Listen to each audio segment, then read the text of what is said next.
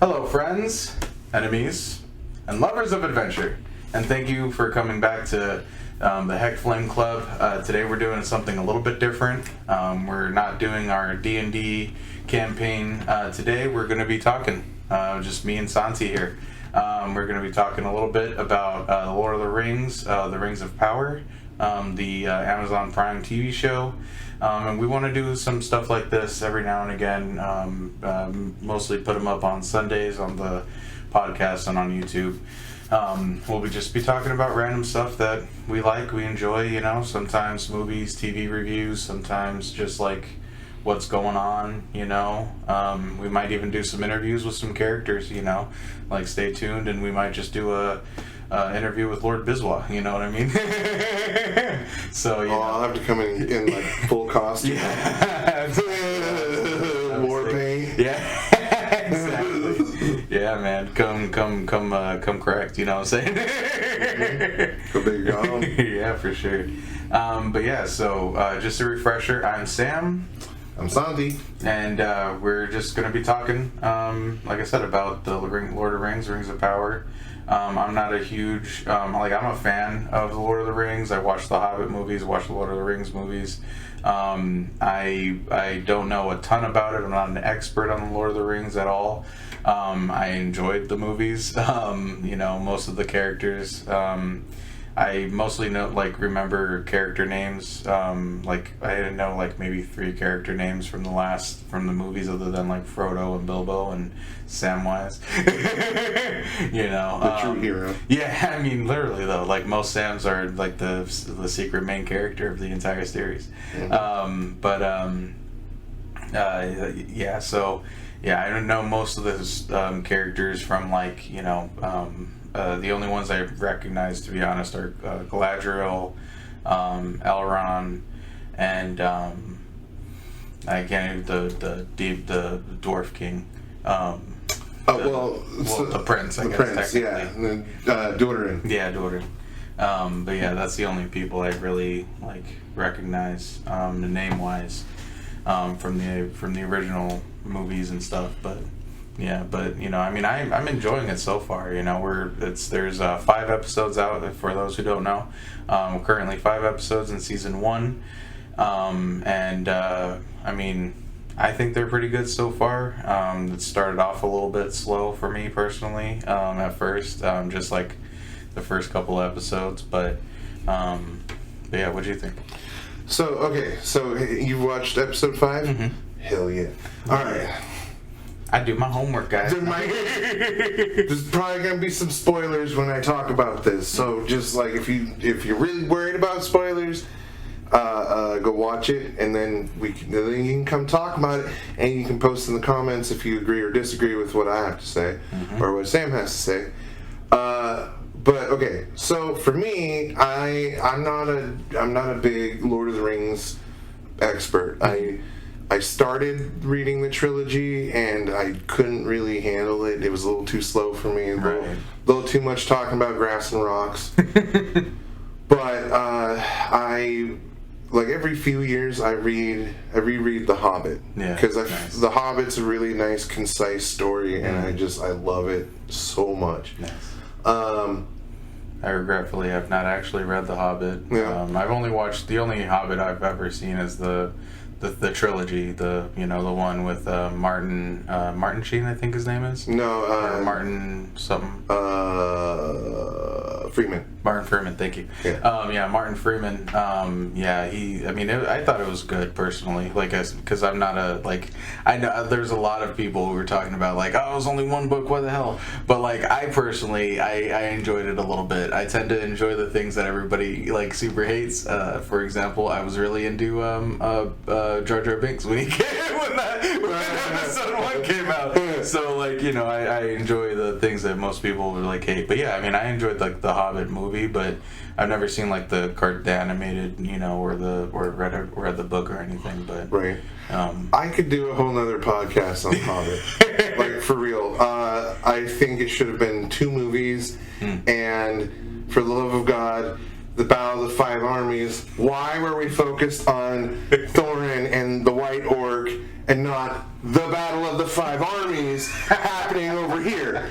What was that? But I digress. Stay tuned for our episode on that. Because Santi has a lot to say about that. I'll even do a rewatch. Just so I can point out all the stuff that I really fucking hate. Anyway. Damn. All right. No. Okay. So actually, you know what? That's a good way for us to segue back into the Rings of Power, because you can see that I'm not a Lord of the Rings sycophant. Like I'm not here to like everything that they do Lord of the Rings related. I'm gonna come at it with a critical eye. Yeah, for sure. So that being said, one of my biggest hang-ups was a lot of people, especially when the first 2 episodes came out, they were all saying that the first episode's slow. But to me, it's not that slow. Like, I mean, you get the whole prologue leading up to the battle of like Valinor and like the elves, the what do they call them? The Valor. They are fighting Morgoth, and Sauron is there, and he's like the champion of Morgoth, and like, I mean, you even get to see one of the ring wraith like dragon things take on an eagle, and then the eagle gets lit on fire. It's fucking metal, man. It is so cool. It is metal, dude. And then, like, you know, so then it goes into Galadriel and like what her whole thing is, and it's that her brother got killed by Sauron, and so she's out to get vengeance, but also she's one of the few elves that still thinks that there's a threat. Right. She's like basically the only elf that's like, yeah, no, the orcs aren't gone. Like, Sauron isn't gone. Like, just because we defeated them in one battle doesn't mean that they're not going to come back. Yeah. You know, and so we get to meet Galadriel kind of hellbent. And I mean, that led us into the cave troll fight, which was sick. Yeah, it was. And like the way she comes up and just fucking slash, like slides between his legs, slash, like jumps up, slash, and then it's like comes down and like sick as fuck.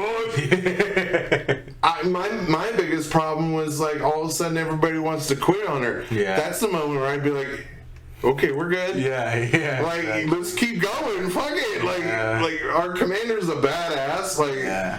I mean, I get where they got like scared. Like, I mean, I'd be like, God damn it, snow troll. You know, that'd be terrifying. And honestly, they all get, like, it's crazy because elves have crazy sick skills, but they all got their asses handed to them except for Galadriel, who just went in there, whooped ass, took names, said thank you, and then walked away. And then they're just like, oh no, this is too dangerous, it's scary. I agree with you. Like, I would have been like, oh, let's do it. Like, you know, let's go into it. But I also kind of see where they're like, you know, because like I can only imagine what else would be waiting for them, and they all got their asses handed to them except for her. You know, like they clearly can't. They don't have the muster to keep up with her. So I feel like she would have just been fine just going off on her own. She literally didn't even need them, like in my opinion. But I don't know. I'm surprised she didn't. Like when they were like, oh, we're all going back. We all decide, and it's a, you know, democracy. I feel like she would, like, if I would have her, I would have been like, all right, well, peace. Like, I'm surprised that she just didn't go on by herself, you know. Right. And you know, and so then we hear about there's a blight that's spreading from the Southlands where everything is dying, and like the dirt seems to be foul and all this stuff.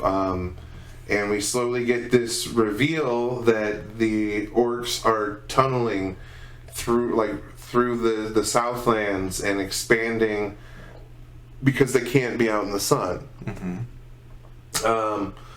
Which, you know, I guess I never put that together. I never,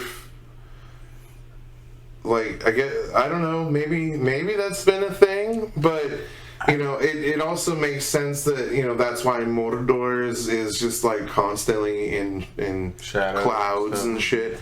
they're probably sense. leading up to taking care of that. Spoilers for episode 5. I'll just kind of try and build up to that. Yeah. But We'll get there eventually, guys. right. But we get to see Andanir or something like that, and Andanin, I don't know. That's the one. If you're looking at me, buddy, I don't know. We don't got the time for me to Google all this crap. There's the elf dude, the really hot elf guy. He's so fine, so hot. and his human girlfriend is hot as hell too. Oh, yeah. Like, I would love to watch them make babies. I'll take that fanfic right now. Like, whoever has that, send that to Santi. You just gotta deep fake their faces on some people. Like, I'll watch that documentary. But like to me, episode 1 laid down a lot of groundwork. They showed us the Harfoots, and we got to kind of see how their society works. They're nomadic. They travel a lot between seasons. They move around, and basically all their shit kind of can fit into carts and stuff. And I guess that they're all blending together. So I'm sure that not all of this is going to be episode 1. I'm going to try and just kind of go through all of them. But like as far as episode 1 goes, I felt like the art direction was great. I felt like all the architecture was phenomenal. The way it was shot looked awesome. There was only like one CGI shot that I felt like was pretty lame, and that was where Galadriel's like climbing that ice, and she like has to jump and jam her knife in, and then she looks up at the camera, and the camera's like looking down at her. That was the one like really like cheap looking effect, but everything else has been incredibly well done, and I felt like if you feel like episode 1 is slow, then you probably feel like Star Wars: A New Hope is slow, because it's like there's a lot of character development, a lot of world building, and then there's just key points that happen to kind of pique your interest as you go along, and it ends with the stranger flying down from the heavens, which my theory is that it's Gandalf. Yeah. Which I can use the stranger segue into episode 2 if you want. Yeah, absolutely. The only thing I was going to say is like I thought the same thing. Like eventually, like I think partway through episode 2, I figured, or I thought he was at least. I didn't think he was like Gandalf right away, but I thought he was a wizard of some kind. And for like literally, it was like literally the simplest. It wasn't even like any kind of like. My brain wasn't working at like IQ 1000 for a single moment. I literally just went, I bet you this is one of the wizards. Why, brain? Because we haven't seen any of the wizards yet. God, that's simple but sturdy answer. Sturdy reasoning. Exactly. But literally, I was just like, oh, this might be a wizard. We haven't seen them anywhere yet. God, you're dumb. As soon as he hit the ground, I was like, okay, clearly this is one of the Astari. Yeah. They're showing us when your brain working on the episode. They're showing us, there's a song referenced where the, I don't remember the creator's name, but basically he sings a song to create these wizards to send down to Middle-earth to help stop the evil, like help save humanity from succumbing to the darkness that is Morgoth and Sauron and the orcs and everything. He basically sends them down. They're supposed to essentially be fallen stars, which is fucking dope. That's sick. So immediately I was like, oh fuck, okay. But when I remember when it happened, I was like, okay, I hope it's Gandalf, because Gandalf is one of my favorite characters. Yeah. like hardcore. And so by the second episode, when they start showing Poppy, like, you know, trying to communicate with him and stuff like that, and you got to see his face a little bit, and he's got the gray hair, even though it's not like the exact same. He's obviously a little bit younger. It's 3,000 years before the Lord of the Rings trilogy or The Hobbit. So, you know, there you go. He's gonna be a little bit younger. But what really like gave it to like basically confirmed it for me was when Poppy comes up behind him and like touches him and is like, "Hey," and he freaks out and he turns and he's just like, "Ah! Ah!" And like the whole like forest kind of comes, leans in towards him and gets dark, and it it reminded me of when Bilbo, I almost said hobo, when Bilbo is like you just want the ring for yourself, and he's just like, "Do not take me for a thief," and he just like towers over him, and all of Bag End starts to creak and lean in. Yeah. It was like right there, click. There's no way this is not Gandalf. Now, and my simple ass is still like, we haven't seen any wizards yet. Yeah. I bet he uses magic. And then I'm just here for the scenery. which is good. That's a good way to enjoy it. Yeah. But like I just right there I got teary eyed. Yeah. Because I was so excited. Because like to me it seems like it's Gandalf, but his personality's still downloading. Yeah. He doesn't speak anybody's language yet. He only speaks Astari. You know, he doesn't understand where he is or why he's there yet. And I'll just stick with that storyline for a little bit.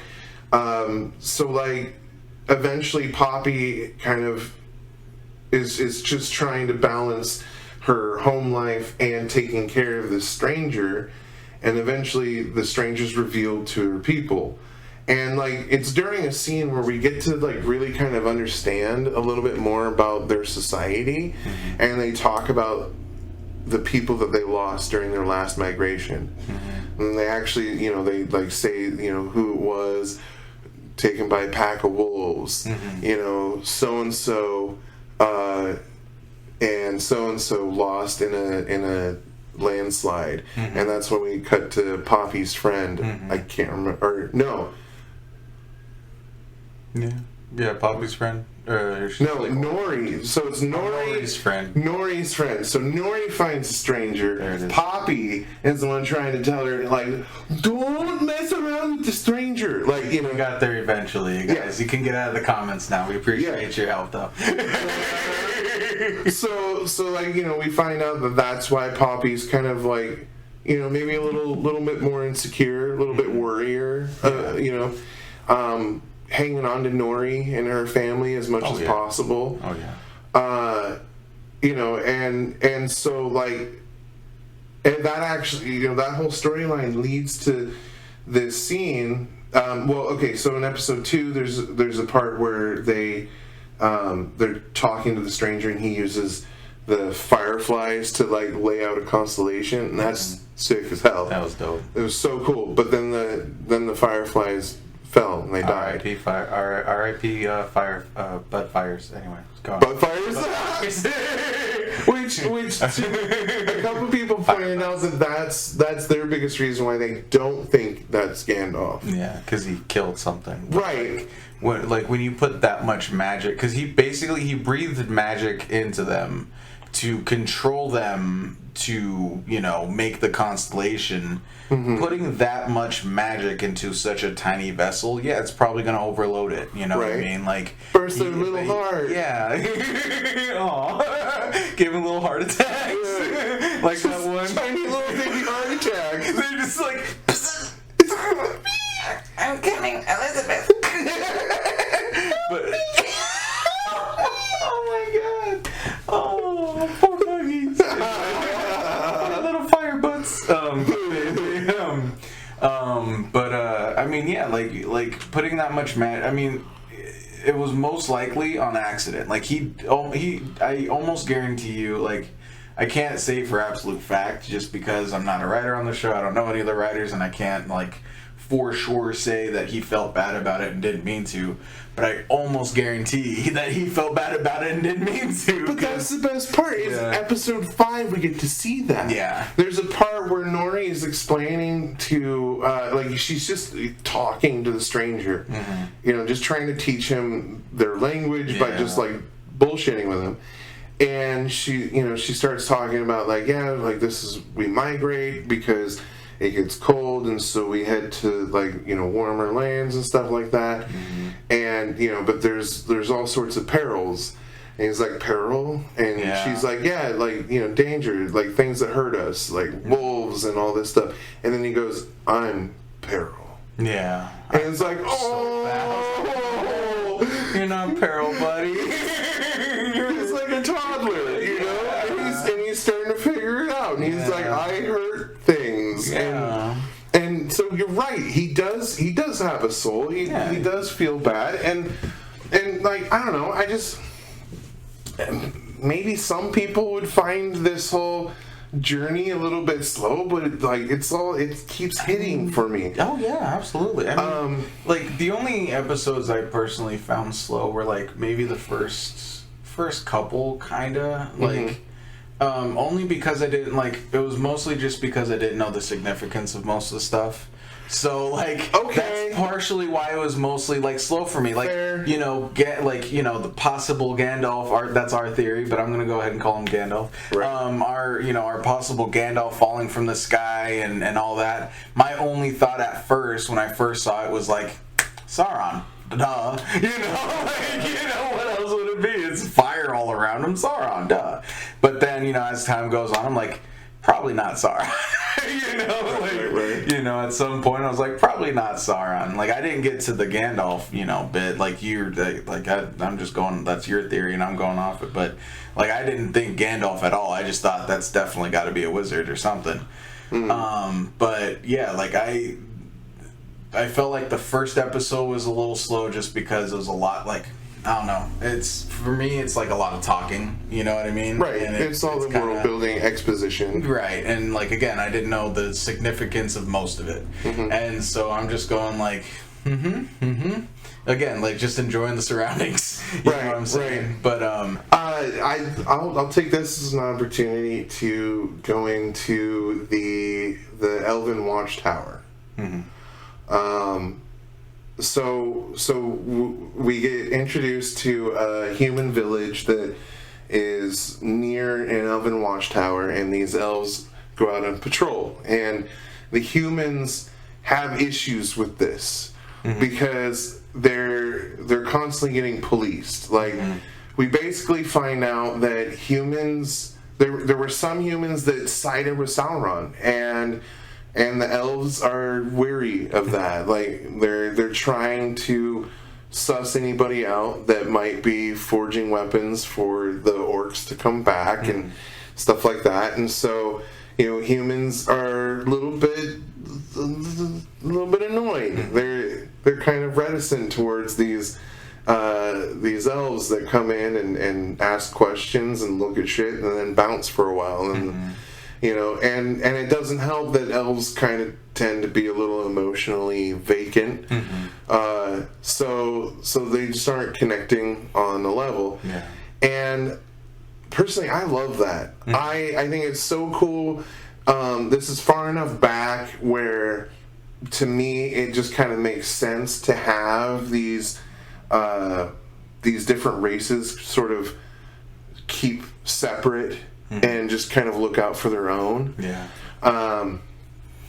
And so that whole dichotomy is really interesting, and seeing how quickly people get a little suspicious of the one lady that's getting kind of close with them. I can't remember her friggin' name right now. Her son's Leo, right, or something like that. I think so. Anyway. Yeah. She's hot, though. She's the only chick in the village with a full mouth of teeth. You know what I mean? Super fine. Super fly. Anyway, like between her and the elf, like they start to kind of figure out like there's some weird shit going on, and then we get that really cool scene of her kid in the house. God, it was so dope, dude. Oh my god, that was actually fucking sick. Like when you mentioned the rats, I totally took it at face value. I'm like, yeah, they got fucking rats. That sucks. You know, like that sucks. He's like, I can hear them scratching at night. And then when the actual scene was going down, and like you could hear the and he was like, these fucking rats, and he started to get mad. And I was like, after a couple of seconds, I'm like, oh, bro, that's not rats. Oh, bro, that's not rats. And then he started, like, beating the crap out of him. I'm like, bro, don't. No, stop. You don't understand what you're doing. And then I'm like, I knew it wasn't rats. That's not a rat eye, my guy. And, like, the fight scene that comes is brutal. Oh, yeah. Brutal. I mean, first off, high five to them for doing practical makeup on the orcs instead of going CGI. I agree. That makes it the hugest difference for me. Yeah. But like, I mean, there's a point where they get the dude strung up by a chain. Like she ends up like hacking his head off and just like slam it down on the table to show everybody, like, look, motherfuckers, I'm not making this up. There's some shady shit happening. Dude, that was bad. Right? She's just like, follow me to the elf tower if you want to live. I'm just like, yes. Do you want to live? You know, and then like she goes back to another village with the other elf, and everybody's been kidnapped, and all they find are these tunnels, you know, and it was just it's really an interesting plot line.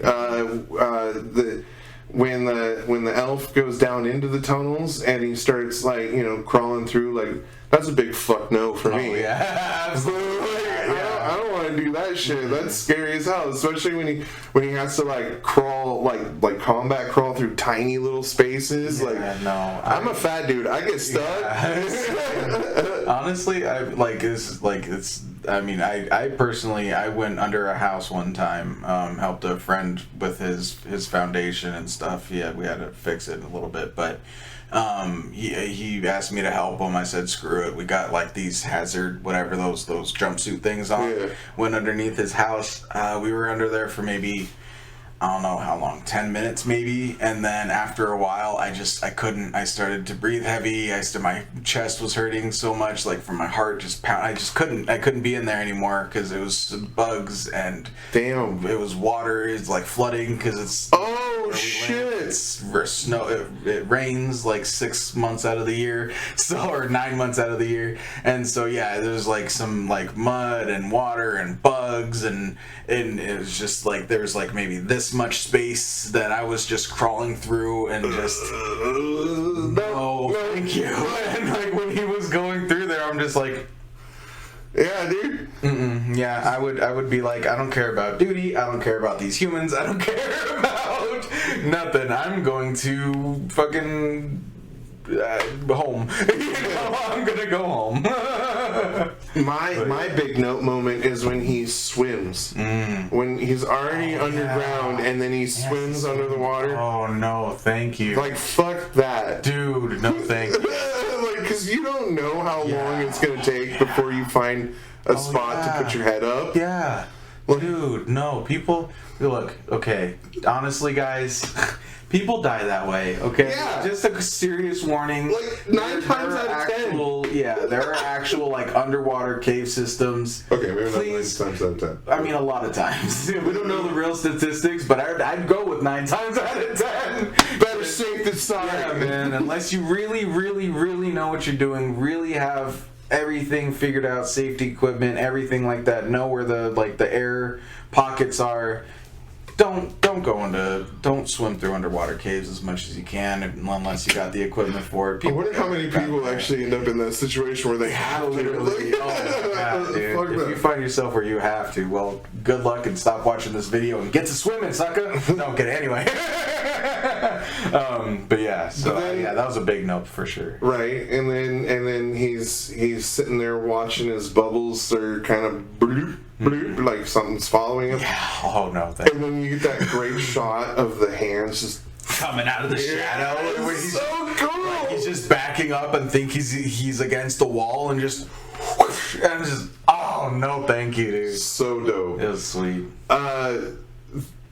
I think one of the best shots in the entire series, though,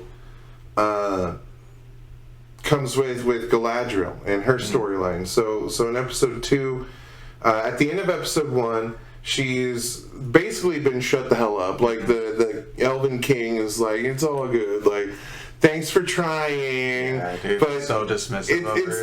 It's time for you to calm down.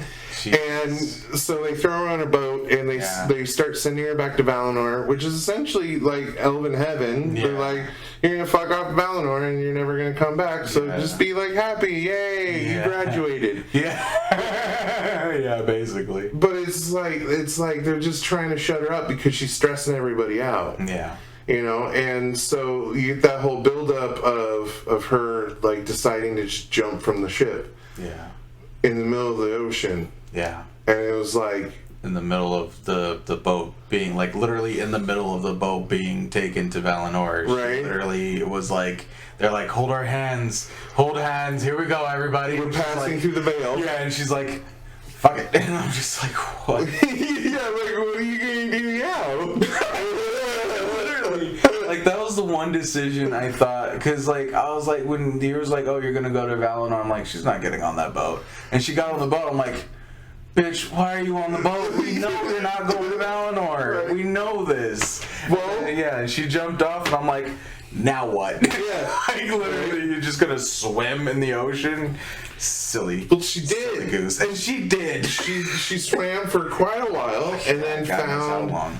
found some humans that had been attacked. Mm-hmm. They're visibly paranoid. Mm-hmm. They don't trust her at all, and they've constructed a raft out of what remained of their ship, and that's this is okay. Legit, my favorite sequence of the whole thing is when they start talking about, you know, there's a worm, like a sea worm, sea monster, and then the sea monster like comes out of the fog. Oh my god, that was incredible. Right?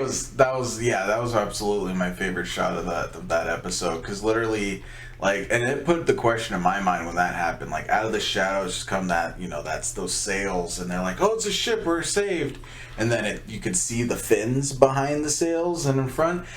For a split second, I was like, was that a happy accident for that creature, or was that on purpose somehow? Was he like smart enough and apex predator enough to be like, oh, hey, I got this thing on my back, I'm just gonna keep it because they're gonna, you know, be lulled into, compliance basically, right? Chill, but like either way, it was phenomenal. It was freaking fantastic. So the sea monster comes in and like takes out the raft.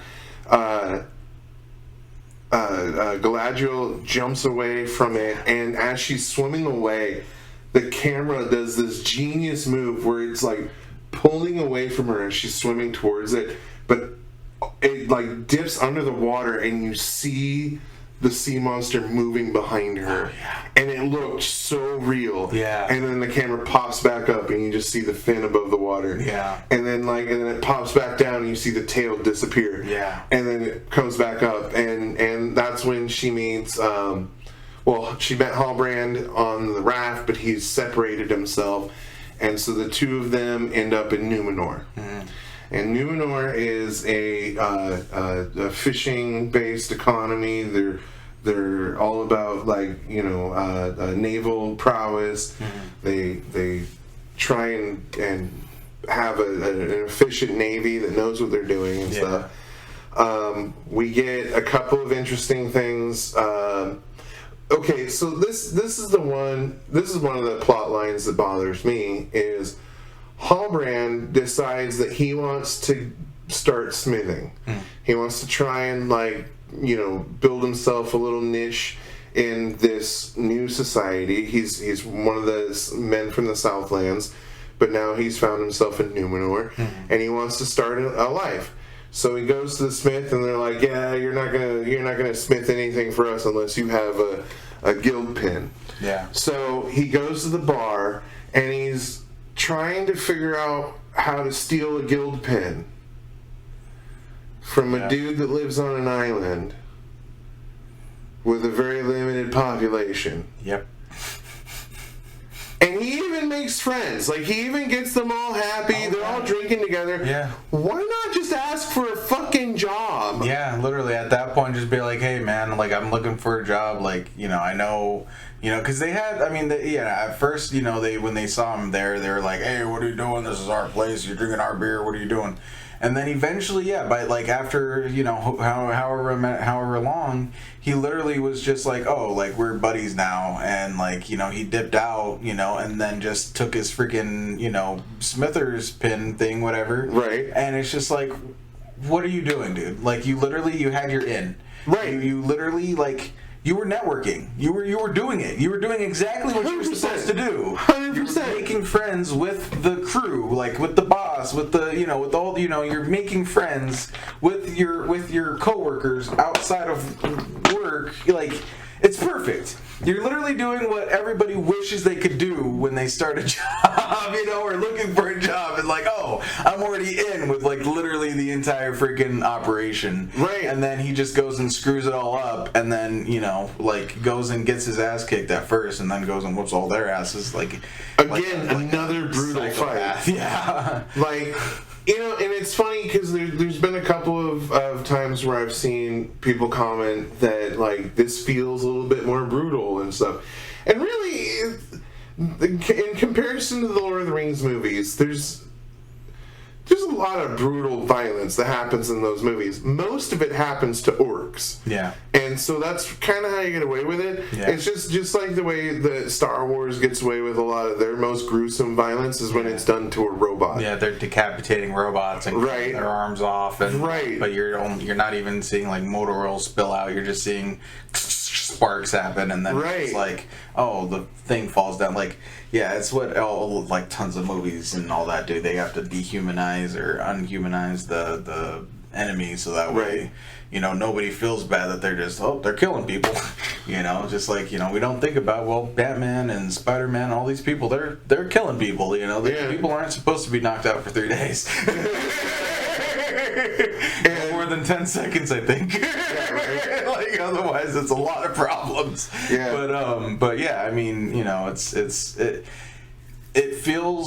it doesn't feel more brutal to me. It just feels, it feels like I don't know, the net is cast a little wider for violence to be done upon, I guess, you know. I mean, I guess you could argue that I don't remember blood spattering onto the camera, right? Like the lens in Lord of the Rings. So there's that, but still, like, I wouldn't say that this series is more brutal. I would just say that, then like, again, it is like what, a decade later, and you know, consumer people like things a little differently these days than they did back, you know, when Lord of the Rings first came out. You know what I mean? And it's streaming. Yeah. So you don't really have to worry about what it's rated. Yeah. You can kind of just like operate in this gray zone between R and PG-13. Yeah, you know? exactly. So it's what it is. I mean, I think it's cool. I'm interested to see what kind of stuff we see in battle. You know, we already got to see that eagle catch fire, which was a highlight for me. Sick. Yeah. It looked like something you would paint on the side of a van. You know what I mean? It was just fucking dope. Anyway, but he ends up in jail. Galadriel starts poking around. She finds out that the Queen Regent is the daughter of the king, and the king hasn't been seen. Kind of like how they were hiding away Queen Elizabeth before she died. He's been hiding in his tower, coughing up a lung here and there, and just like, you know, giving way to COPD, which really sucks. But, you know, it's what happens. So this actually leads right into a complaint that comes multiple times on the podcasts that I follow, and that they don't like the pacing of these first, like, especially the first 3 episodes, but like even the 4th one, they were still kind of bitching. And one of the things that they complained about was that first they complained that Galadriel was one-dimensional and solely driven by revenge and all this stuff, and they didn't really like that. But she's also young. She's essentially supposed to be in her like mid to late 20s. Right. Which, when I was in my mid to late 20s, I was a way bigger asshole than I am now. Oh, yeah. When I was in my early 20s, I was the biggest asshole of my entire fucking life. Oh, yeah. And like, and a lot of that has to do with just like how you feel at that time of life. You're invincible. Mm-hmm. You're solely driven by your emotions, and you're still developing, and you're still growing as a person. So that's where Galadriel is right now. And so, but then we get this really cool shot of her on horseback with Isildur's dad, which I never remember his name, but he's like my number 3 hottie. Yeah. Like, fuck Isildur. Isildur is just a generic looking dude. I don't give a fuck. His dad though, ooh, daddy, hell yeah, hell yeah. Salt He's and pepper daddy. fucking hot. I love his hair. Yeah. And so like they're riding on this beach, and they go to a slow motion shot, and the camera's just kind of following the horses, and then you get to see Galadriel smiling. Yeah, I love that. And the podcasters that I follow, literally like probably 4 out of the 5 were like, I don't understand why we had this shot. It just seemed like a giant waste of time. Like, No, it's literally giving her the piece that everybody has been saying she needs for, Right. trying to get her into Valinor, all of that. They're like, find your peace. We're finally in peace. Find yours. She found it. Right. She, literally, I knew it the moment. She was all, pissy, all I need to get out of here. I'm going to steal a boat. And he's like, and she, when he tells her about the library, and he's like, it's only a day's ride from here. And she goes, right? I'm like, oh, yeah. I was like, as soon as she did that, I'm like, go get your ride on, girl. Yeah. Go get your ride on, girl. You need this right now. And secretly, she's one of those pony girls. Oh, yeah. Come on, dude. Horses are pretty cool. I've never been on one. I've seen a few, but they seem like they're fun to ride. I've ridden quite a few. Nice. Growing up, my aunt had horses that I'd always go hang out with. That's cool. Dude, legit, I just go in the pasture and just hang out with them, just Nice. talk. That's sweet. That's dope. But yeah, it was like a moment. It was her moment of peace, and she needed that. Truly, I feel like she needed that. You know what I mean? God knows how long it's been since she's seen a horse, let alone ridden one. Since having to leave and all that. Yeah. I thought it was amazing, and it was perfectly I loved it. I don't know. Yeah. It's silly for people to not. It's dumb. Well, and like I said, one of their complaints is that they just feel that she's one-dimensional, but then they're going to complain about taking a moment to show something else of her. Yeah, another dimension. So I was just like, what the fuck do you want? What do you want? That's the thing, man. Some people just don't know what they want. You know what I mean? They have, I don't know, in my opinion, the thing is that's why, it's not why I'm not, a massive fan. I'm a massive fan of certain things, and yeah, I'm a big fan, clearly, of anime. Yes, the Dragon Ball Revolution movie was god-awful, and stop it. Stop it, studios. Stop it right now. But, the Death Note movie was good until, freaking...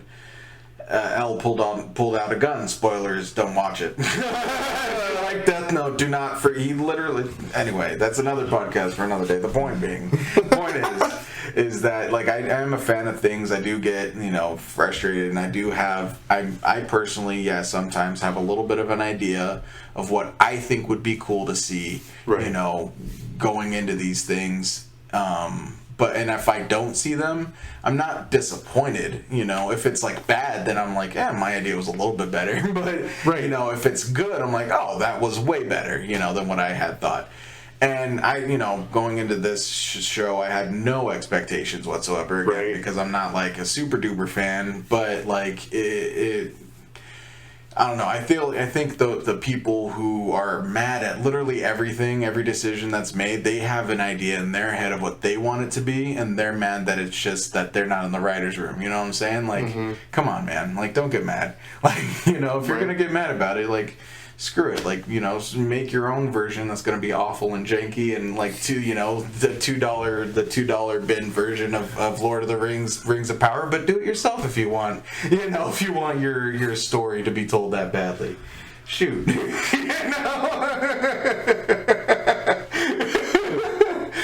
Take that, sucker.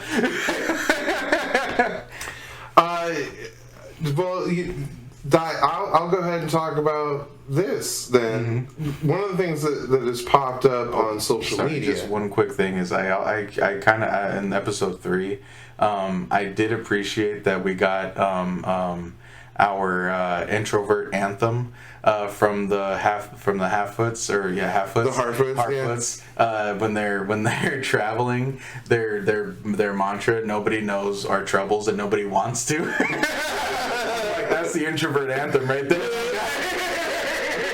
Nobody knows their problems and nobody wants to. It's like, I'm like, I feel that. I mean, it's not true. Tell people when you're going through stuff, but I felt that. I was just like, that's so funny, dude. I was laughing so hard. They're just like, that's all they say as they're traveling. They're just like, nobody knows our problems and nobody wants to. It's so funny.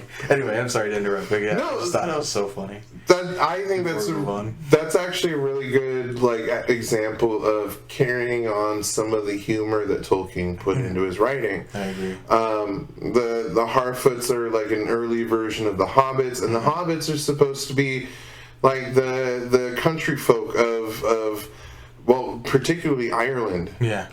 And they're supposed to just like live simple lives that like are centered around just like good food and good spirits, you know, and just hanging out and just being happy. Yeah.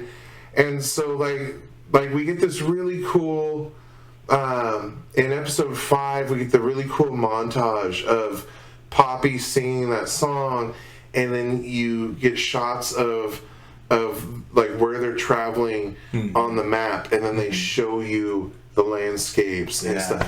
Oh my God, that whole sequence felt the most like the Peter Jackson Lord of the Rings out of everything that they've shown. And I'm not complaining. I'm not saying that like this series so far, 5 episodes in, feels like it could lead straight into the Lord of the Rings trilogy that Peter Jackson did.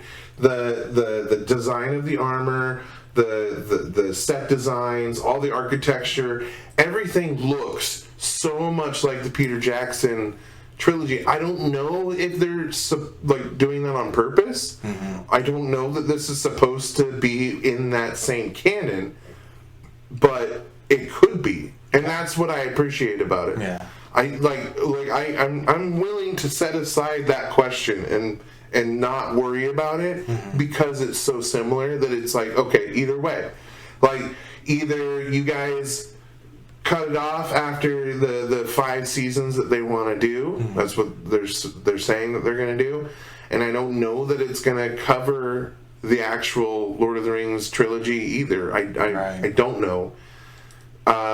So far, from what I've heard, it's not. Mm-hmm. From what I've heard, it's going to go until Isildur and Elrond are in Mount Doom, and Isildur refuses to throw the ring in and stop all the bullshit, and then we're probably going to leave it there. Maybe see him get murdered, and then see the ring go dormant in the river. But otherwise, like, if they wanted to just go, okay, surprise, now we're going to redo the 3 books as a series, I'd be down. Yeah, so far it all looks great, and I'm stoked. But honestly, I think that would be kind of cool, like a little bit more of a you know, what people are saying, like gorier, all that kind of stuff, like version of Lord of the Rings would be probably pretty sick. That would be dope. I don't know. I mean, in terms of the story, Peter Jackson just he did such an amazing job adapting those. Not that I have a ton of knowledge about the trilogy in terms of the books, but to me, there's such a concise retelling of that story, and there's so much so many details in there to just keep you munching away like you're at a buffet. But like, you know, still you don't get bored. Yeah. And there's no filler. And so I'm afraid that if they decided to do a series based on the 3 books, then there'd be some filler. Yeah. Which happened with The Hobbit. Mm-hmm. And it is gross. Yeah. I don't really want to see that. But okay, so I do want to talk about the dwarven storyline a little bit. So Elrond is basically like told like, hey, we're gonna send you to our master smith. It's like Calibrimbo, if I remember right, is the name. I you know what's funny is I actually already knew the name when they brought it up because I've glanced at, I haven't like extensively read the Silmarillion. I've thumbed through because it's essentially a textbook. Right. It feels really similar to reading the Bible. Yeah. And so Celebrimbor,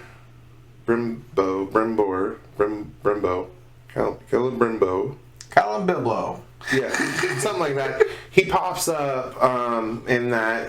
They also mention him in the Lord of the Rings movies, but he forges like all of the like elven swords and designs all that shit, right? And now he's got this new idea to basically like bestow power upon the elves and to like make them more powerful and all this shit, right? And he's got this idea and Elrond is like, okay, well, shit, why don't we talk to the dwarves and let's see if they can help us. So he goes to the dwarves and we get to see Khazad-dûm like before it got ruined, and it's still a bustling city under the mountains and like in the Misty Mountains, and I fucking love it. I love it so much. All of those shots with just everything moving in the background and the foreground, and like just this living, breathing, moving city of dwarves is sick as fuck. Yeah, and like the big old beams of light just like moving throughout the cabin. That made so much sense. I was It's like, yeah, so that's genius. cool. Yeah, that's so smart. Yeah, it's like being moved with like freaking mirrors and stuff. I was like, that's genius. That's so smart. Durin. Yeah. Durin is legit probably my second favorite character. Yeah. In the whole series so far. I love him. He's and his wife. It's amazing. Shit. So cool. What's her name? I wish I could remember. Lisa. It's like Lisa, but it's different. Liza? No. What? Anyway. Anyway. Anyway. So that actually leads me to some comments that I saw on Facebook and Twitter, and it was people trying to point out the science of why a black dwarf doesn't make sense. Oh my god! They're like, dwarves live under the earth, and so they're not exposed to the sunlight, so they wouldn't have melanin like that. And I'm like, it's a fucking dwarf. It's made up characters. They're made like, come on, guys. You're bitching about the skin color That's insane. of a mythical creature. While I'm looking at her dress slit. You know what I'm saying? Like, she was showing some thigh when she was walking out like at that dinner scene and she was in that dress. I was like, damn. I was like, yo. She's fine. I'm just like, yo. And she's adorable as fuck. Her personality is so fucking cute. Her chemistry with Durin is incredible. Yeah. But like I said, like if you really have a problem with dwarves being black or mermaids being black, Or elves or whomever. or elves being like, go outside, touch some grass. For the first time in 20 years. Fuck. Fucking get over yourself. Get over all your bullshit, okay? Like, And we're not just two like white guys fucking complaining. Like we're two biracial, people. I'm half white, half Mexican. Also half Mexican, half white. Our dads, are both Mexican. My great grandparents came to America from Mexico. My whole, like, I would have killed to see a Latino elf or Latino dwarf or like a Latino human in the freaking, like anybody who like other than just a Shildo or whatever his name is. And sorry, I forgot already. Shildo. Dude, Shildo Baggins. when people don't believe that I'm half Mexican, I show them my dad's green card. Okay? My dad hopped the border. Yeah. He's never going to see this, thank God, because I actually stole this trying to get him deported. And it didn't work. Anyway. So funny. I probably should have just called ICE, but I was young. Jeez. Anyway, so like representation matters. Like I definitely a lot of times get stuck in this mode where I tell somebody like it's a mythical creature. It doesn't matter. Yeah. But it does matter. It just doesn't matter in the way that these people think. Right. There's no reason for us to sit here and bitch about it when all it's gonna do is let a couple of like little black kids or little brown kids go, hey, that character looks like me. Hell yeah. Yeah. And like, it's always white people that are sitting there going, it's just woke. It's just woke bullshit. They're just pandering to the left. Woke culture is getting out of control. Yeah, exactly. And it's like, what are you losing out on? Go eat ass. Yeah. How is it affecting your life? Yeah. And if you really want to bitch about like they're subterranean beings, dwarves are subterranean, they wouldn't have melanin. How do you explain Drugar, which are literally jet black in skin? Mm-hmm. Yeah. What the fuck, man? Yeah. Anyway, it's insane. Like I agree with you 100%. Like representation 100% matters. Like just a quick thing. Like to be honest, I know you're not really on TikTok that much, and not sponsored or nothing. But there's this one TikTok video I came across where a bunch of kids, Latino kids, were lining up to meet the first Latina in space, the first Latina astronaut in space. And she, astronauts go through so much training. They're scientists in their own right. So this is a brilliant woman, brave as hell, braver than I could ever be. I get terrified of the open ocean. Okay, I couldn't go into space. Because my brain tells me that there's sea serpents down there. My brain. Thanks to the Meg, Jaws, and now Lord of the Rings, I can't go past where my feet can't touch the floor in the ocean, which is pretty far for me. But like sometimes I forget myself, and I'm like, oh god, there's nothing in there anymore. Yeah, I start to flow, I freak out. So anyway, this woman is much smarter, much more brave, all of that than I could ever be. And there's all these Latino kids just, dressed as astronauts. That's so cool. And like full like astronaut gear or like just the jumpsuit, and like they're just smiling and excited. And never once in my entire life growing up, and I grew up in Southern California, I had a lot of Latino friends. I had a lot of friends and a lot of family members, a lot of Latino family members and stuff just kind of around.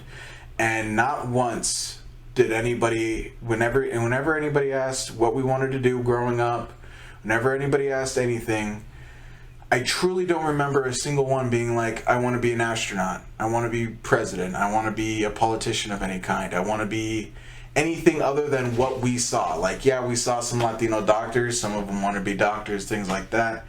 But like now kids can be like, I want to be an astronaut, and they can actually see themselves and actually like truly know that they can actually become an astronaut one day. Like that really, like they're not gonna look at a list of astronauts, like me and my friends used to look at a list of presidents, in the back of our history books in school, and just see a sea of white faces, and just go, and we'd be like, I want to be president when I grow up.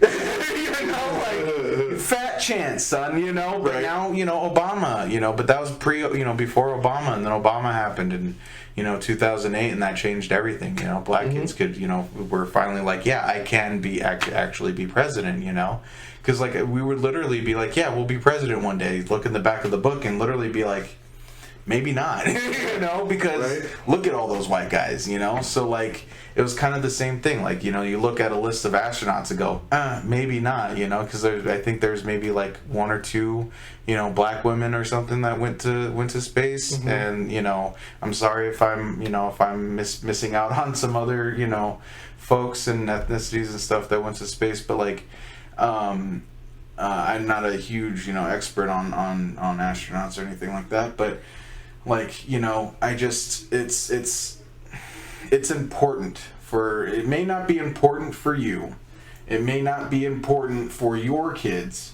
and it may not even be important for your grandkids or your cousins or your nieces, but out there, it is important for somebody's kids, for somebody's, like, there was another TikTok I saw where this, you know, and I'm sorry to keep bringing these up, but it's just, these keep flooding my mind, where it's just like, you know, kid after kid after kid, just like literally just they saw the reveal of Ariel, you know, the first Black Mermaid of the live action, and literally lighting up, just like, you know, like, she looks like me. Yeah, literally, so many kids, like, she's black, she's brown, she's dark, she's like me. Yeah. Like, literally, so many little girls, even a couple, like some videos, like, I'm sure there's a lot more little boys and stuff than they showed in the videos, but there was like, you know, so, you know, a few, you know, little boys, a lot of little girls were just like, they look like me, and like, just the elation and the happiness on their faces.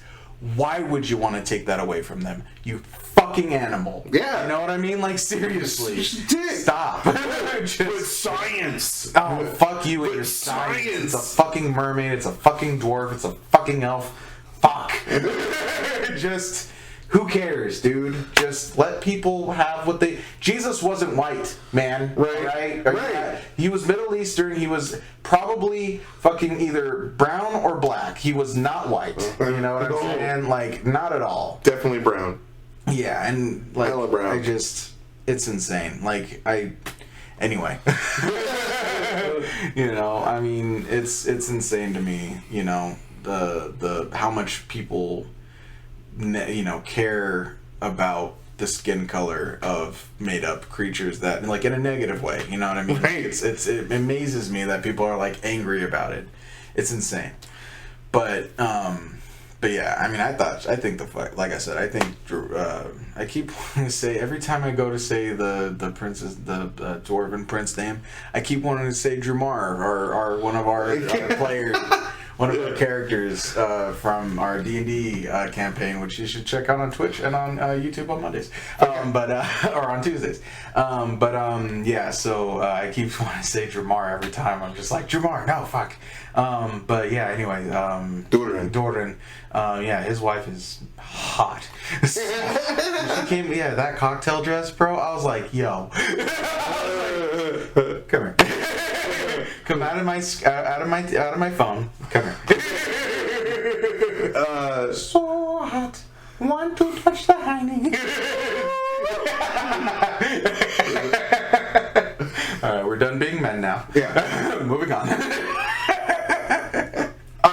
So far now, like we've got multiple plot lines that are going. Mm-hmm. So we have Durin has discovered Mithril, and then like because like they've discovered Mithril, now they have Elrond like in on the secret, and he's taken a vow to not tell his higher ups about it.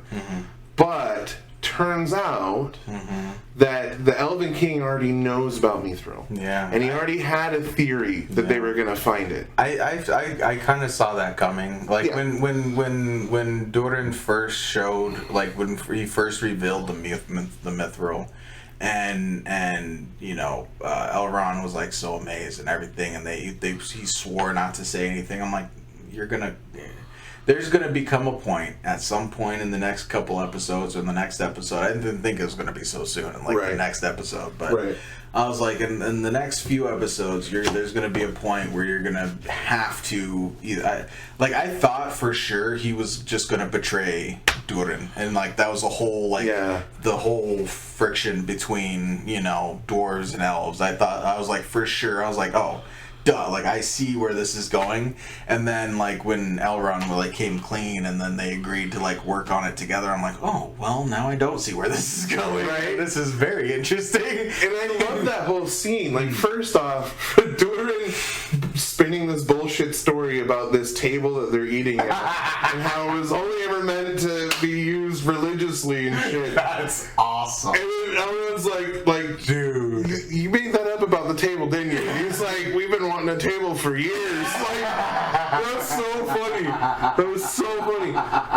But then that was great. But then Elrond comes clean. And he's like, look, I didn't know that they had sent me to find this, but they wanted me to come and find the Mithril because using Mithril as a source to keep us alive is apparently a thing. Which, if you watch the trilogy, like that's the pendant that all the elves have around their neck. No, that makes sense. It's like essentially light from the stars of Valinor, essentially, and it keeps their souls intact and immortal.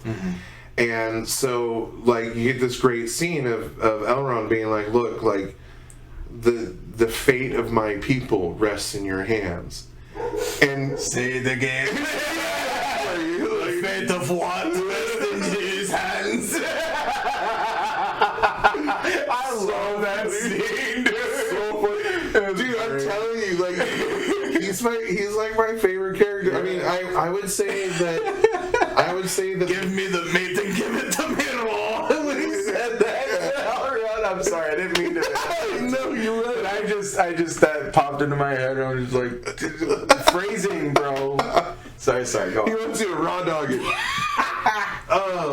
I was like, I knew this is coming. That's a really interesting plot point. Like, I'm wondering if it's gonna lead to the fall of Khazad-dûm. Like, wouldn't that be cool to see? I mean, we're ways away from that happening. So, but again, they're gonna do 5 seasons. We've got the little kid Leo or Leon or whatever his name is. He found this like necro sword that like he has to like stab himself and then the blood forms the blade, and like the old man tells him that it's like a blade of Sauron and all this shit, and then he takes a bunch of the humans to go and like pledge fealty to the orcs, which the orcs they're trying to dig out and lay out their land. They're trying to claim Mordor, which isn't even a country yet. Yeah, it's just the Southlands. Yeah. But they're gonna carve this area out, and then you have Adar, who's apparently like an elf that has sided with them. Yeah, he's making moves to darken the sky, so that they have the ability to be out and about all the time. You have Numenor.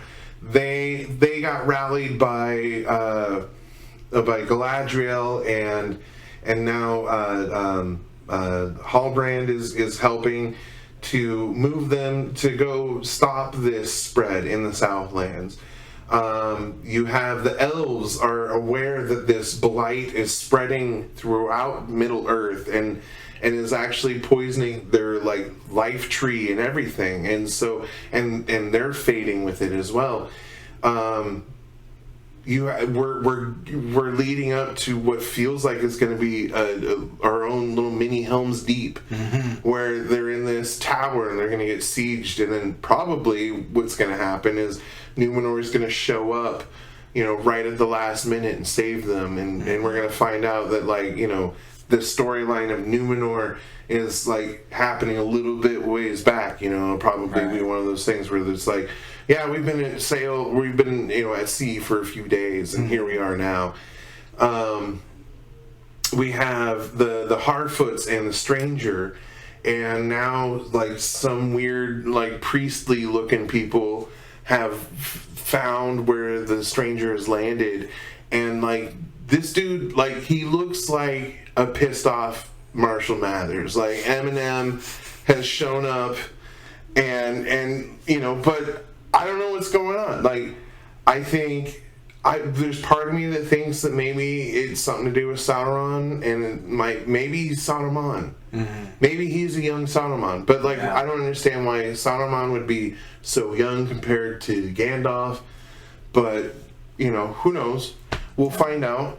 I'm really fucking excited. I love where this is going so far. I've been eating up every episode of it. I don't want to compare it to House of the Dragon because there's such different shows, but like for me, I'm looking forward to Rings of Power. I watch House of the Dragon to like fill in time, right? Because I didn't make it through the first Game of Thrones. I made it through the first 2 seasons, a couple episodes into the 3rd season, and I was just like, you know what? This is too depressing. Everybody's just out to fuck over somebody else, and it just sucks. There's not a single redeemable character. But in Lord of the Rings of Power, you have these like actual heroes that are like, some of them aren't full hero status yet. Halbrand, for instance. You know, but they're on their way up. We know that Isildur is eventually going to be a major hero. He's on his way up. He's a fuck up right now. Yeah. You know, but like still, these are like decent people that want to do good in the world. They're not out for personal gain. Right. And so that's the kind of show I like. Yeah. Like, it's so depressing when everybody just wants to backstab. Yeah. Literally. Yeah. So, yeah. I'm excited about this fucking series. I love where it's at so far. I love where it's going. And I can't fucking wait. Yeah, I agree. I totally love it as well. I haven't seen... like it's kind of funny. I don't watch like a ton of like fantasy stuff. Like I'll watch some things here and there if it really piques my interest. I don't read a ton of fantasy books. There's like a few that I've read. I wish I could remember the names of them because there's this one that was incredible. I might like spend a second looking it up for a second, but it is basically about a young indigenous boy traveling with a wolf pup, and like it's incredible. It's the first book that had a map on it that I actually used the map while I was reading the book, and I'm like, oh, they're in a new place. So cool. Let me go over to where the map is. Like, oh, they're here. Oh, wow, they traveled far. Oh yeah, like every other book that I've read books with maps in them, and I'm just like, I'll never look at this. I really don't care that much. But we're not sponsored in any way, shape, or form. Right. They know. We're not sponsored in any way, shape, or form by these people or by this author. Michelle Paver wrote a book called Wolf Brother. It's incredible, phenomenal. It's about like it takes place in the Middle Stone Ages, and it's about this essentially. In somewhat, I guess, indigenous kind of like not like an early man, I guess, kind of thing. Like anyway, it's phenomenal book, and it's a fantasy book where the main character isn't white. It's like I'm right. Pretty sure the main character is like described as like this brown skin, like dark colored kid. Anyway, dark skin tone, but it's phenomenal. First book I read where like I actually used the map and everything. Great. But there's a lot of fantasy books that are about people with darker skin and stuff like that that have like, and now especially with this, we're gonna hopefully we can see more main characters and more characters who aren't just some white savior kind of shit. And That's a perfect place to end on this. If like the people that have a problem with that, how do you explain the Wizard of Earthsea? The Wizard of Earthsea is literally supposed to be about a dude from an island, and he's supposed to have dark fucking skin. Mm-hmm. But of course, for the TV show, they fucking whitewashed it all. Yeah. Whitewashed the Dragon Ball Z movie, whitewashed Death Note movie, they whitewashed. I mean, there's this movie, and again, I mean, Last Airbender. Oh my god! Yeah. I literally didn't even finish watching that movie. Like, I literally didn't. I tried 3 different times. I started it and stopped it roughly around the same point. No, I think the very first time I stopped it was when they first said "ong." I said nope, and I cut it off. And then after that, I think the second time I stopped it midway was when they first showed Appa, and he had like chicken legs. I stopped it. I cut it off. I said nope. I said, you are not ruining my boy for me. That's my yip motherfuckers. Right? I'm yipping the fuck out of here. I watched the Last Airbender movie before I watched the series. Oh really? Yeah. The series is way better. Oh yeah. By a mile. By a fucking Air Nation mile. You know what I'm saying? But yeah, I mean, whitewashing needs to stop. There's this movie called the Forgotten Kingdom, I think, or something like that. No, not Forgotten Kingdom. No, I know what you're talking about. Yeah, the one with Jackie Chan, Jet Li. It takes place in ancient China. But like it's a white boy, who loves kung fu movies. Yeah. Oh, he's a white boy from like the hood in Brooklyn, and he loves kung fu movies, and he gets his butt kicked all the time, and he like travels back in time somehow into ancient China and has to save the ancient Chinese people from this witch and this the Monkey King, evil Monkey King. And it's like, like. I love different kinds of folklore. I'm a huge Monkey King folklore fan. I love that story. And you don't use the Monkey King like that. I'm sorry. But anyway, the point I'm getting at is that whitewashing needs to end, and that my hope is that this inspires. I mean, I already know that there's a ton of fantasy art and fantasy books and media and all that stuff by, POC writers and authors and, filmmakers and stuff like that. So many people of color have made incredible fantasy works and things like that just don't get the time of day, and I hope that this allows their voices to be heard a lot better, because we need that. We need more variety in the kinds of elves and dwarves and humans and everything that we see. And again, being biracial, I love the fact that, every time the prince, the dwarf, Doran, thank you. I love the fact that Doran and his wife, their kids are biracial, you know what I mean? Like, they're a big biracial happy family, even the half-foot, the Harfoot wife, the chicks, the Poppy or Nori's stepmom. Yes, Nori's stepmom. She's also a black woman, and I thought that was phenomenal. I'm like, that's fucking dope. Like, all of it's dope, all of it's great, and I just hope that it inspires more art of more variety and stuff like that. Because we need it. And yeah, this show's incredible. I can't wait for more.